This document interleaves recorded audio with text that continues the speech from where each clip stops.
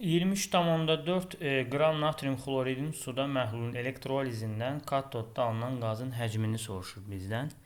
Deməli, biz natrium xloridin suda məhlulunun elektrolizini yazırıq. Buradan katodda hidrogen, anodda xlor qazı və məhlulda da qələbə alınır.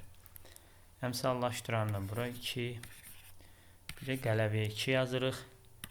23,4 katodda alınan qaz. Katodda hidrogen x litrdir. Normalda 2 vurulsun 58,5'e də 22,4 litrdir. Bu tənasübdən biz x-i tapmalıyıq. X bərabərdir 2 vurulsun 58,5, 22,4 vurulsun 23,4, 117. Buradan da bu ixtisar gedir 0,2.